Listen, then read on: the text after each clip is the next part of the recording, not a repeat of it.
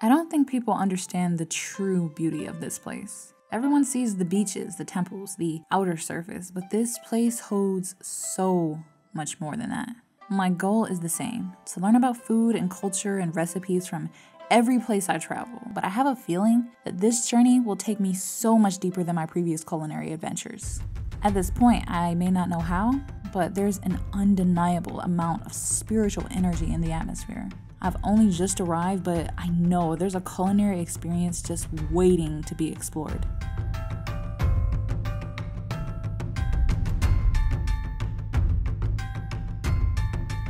One of the best ways to learn about someone's culture is through the food they eat. And if I'm going to learn about Balinese cuisine, I need to learn from the experts. By the time I leave Bali, I want to have the skills necessary to cook an authentic Balinese dish on my own. Or at least, that's what I'm hoping for. Balinese cuisine seems a bit complex. I've asked Agun, who is a local here in Bali, and a food expert to help me get a grip on traditional Balinese food and how it's cooked. As you can see, like in the sign there, so it is Pasa Badung, yeah? Pasa Badung. Yeah, Pasa Badung is the main market in Denpasar within like the 24 hours. It's only closed one day in a year. Really? Yeah, that one is that because, for the silent day? Yeah, for the silent day. The rest, it will be open all the time. So this main building has like 4 floors. So the first floor for spices and meat, fish, and then second floor for fruits and vegetables. So third floor mainly for like snack and some of the kitchen utensil and stuff that we use for offerings. I'm really excited that Agun is here to show me around the market. I have no clue what Balinese cuisine even consists of, and this will help me get a feel for the local produce. In Indonesia, there are so many different cuisine. Yeah. Different place, different area has their own like specific food. Right. So I don't like to say it in Indonesian food, so it's better like a food from certain part of Indonesia. So Balinese food and food from Java, food from Sumatra. Yeah. What's the difference between food here in Bali compared to food in other parts of Indonesia? Of course, depending on geographical, as well as what source of food they have. Yeah. So the local ingredients. Local ingredients, affects kind of, yeah. So like in the eastern part of Indonesia, they will use sagu, but in western part of Indonesia, then we have a lot of rice. Okay. Yeah. And this is like all the different type of chilies we have. Yeah. So before the introduction of chili around 16th century, we never use chili. So we use that like the long pepper. And then ginger as our spice only. If you want to get something spicy, so ginger and that kind of chili, that's what we use in our cooking. So this one is only introduced by the Spanish. So like it comes from Latin America, 16th century, we start to have this. Are the flavors here in Bali, are they usually more towards the sweet side or the spicy side? Okay, what our food concept, we're trying to get it a balance between all those taste buds. So spicy, sour, even the bitter, we have to have it as sweet. So then like the sweet taste, we can get it from the palm sugar. And then of course we have like salt and then spice, and then all different spices has their own like a very distinguished taste. So we're trying to combine them together. Okay. So we got all the balance. I get the impression that Bali is a melting pot of different Asian cuisines. On each floor of the market, there's something for every cook. Meats, spices, fruits, vegetables. One of my favorite things about visiting local markets is getting to try local produce that I wouldn't normally get to try if I were back in the States. This avocado is almost as big as a football. I also found out that you can actually eat the seeds of a passion fruit. Who knew? Probably everybody, but that's not the point. So how does it taste? Oh, that's pretty good. And I tried a few fruits I had never even heard of.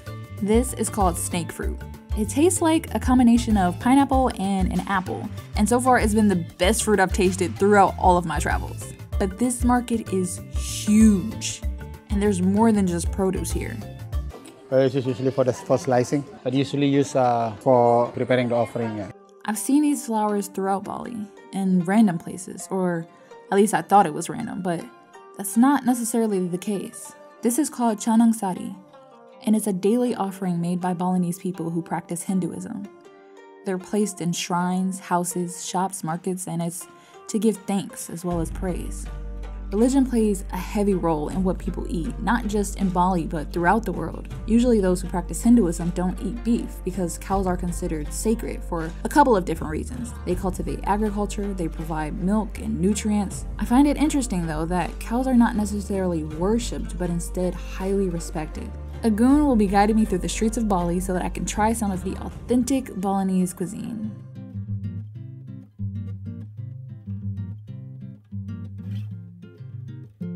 So chow soto is come from Chinese influence. I normally don't eat soup. Growing up with Campbell's chicken noodle has kind of given all soups a bad rep in my book. But the more I travel, the more I'm discovering there are so many different types of really good soups out there. We're going to try batagor.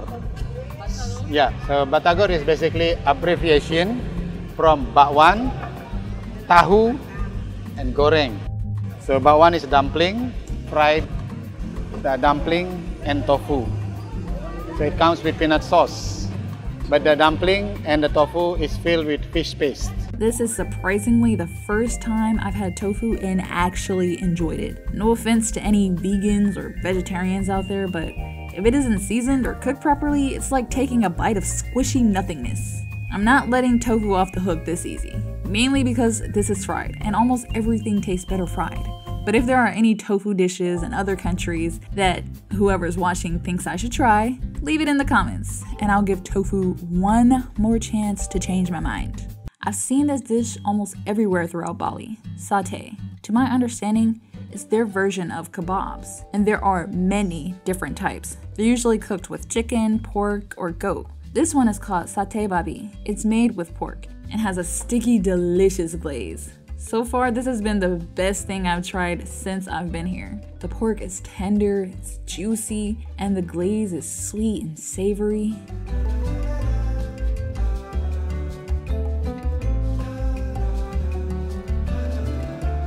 I was able to try another version of the satay, which was pretty good, but I like the first one better. But the highlight of this restaurant was this beauty. It was initiated by the first Indonesian president. So to document all the different Indonesian cuisine. This is great because now I can use this book to help me learn how to make Balinese food. They have many different tools, traditional tools, but unfortunately it's in Bahasa. So. And of course it's in another language because when is it ever that easy?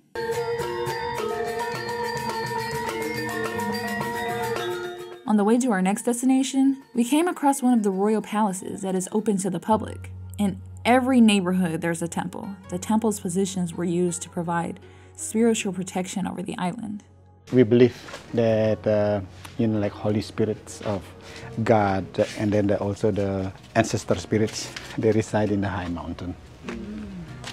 And then of course, we respect the God of the sun when the sun rises. The way we sleep, our head will always on the north side or to the east side.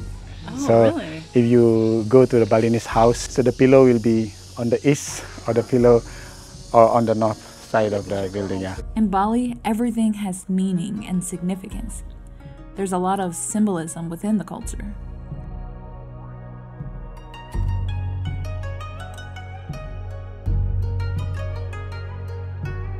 Before leaving, we tried a few more dishes as well as dessert. Now that I understand what Balinese food is supposed to taste like, I think it's time to get a bit more hands-on. So now I'm heading to a small place called Dalatsama Village, where I will learn the ways of Balinese cooking.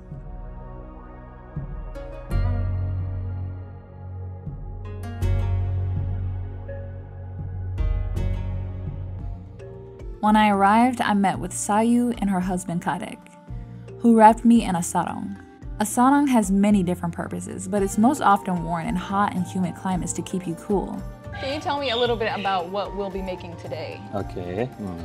Today we make it Balinese cooking. First we make it satay. Satay? Yeah, chicken satay with coconut grater. And number second, make it Chicken curry. chicken Coyote. curry with Okay. coyote. And the last we make it jukut urap. Yeah, jukut. Jukut is mean like mixed vegetable. We using like, do you know? Bok choy. Bok choy, cabbage, carrot. Yeah, mix So together. lots of fresh Yes, ingredients. fresh ingredients. So in Balinese we have special like ingredient. We using like many of the galangal, camperia galangal, turmeric, ginger, and salad, and then garlic. Yeah, this is like a special from nature. Yep. Family is like a really big part of food in general. Like Yeah. people eat together, Yeah. people cook together. Yeah. Is that something that is traditional here in Bali? Yeah, as this well? is traditional like Yeah. this in Bali. Yeah, Okay. like same like when we have big ceremony. Before of the ceremony, we cook together, like with family. My brother stay in the city, back home. We prepare together, make it together, eat together. Like today with you. Family bonds are extremely important in Balinese culture, similar to a lot of other Asian cultures. Family is considered a cornerstone of the Balinese community. Today, I'll be sharing a bond with them as we cook a Balinese meal together. Before starting, we took a walk around their family's garden. The quality of ingredients is especially important. Sayu and Kadek really emphasize the importance of nature. Walking around their garden, I get a sense of balance, almost like I'm surrounded by peace and tranquility. Everything is calm. Balinese people believe that we are surrounded by both good and evil spirits, and both must be shown respect.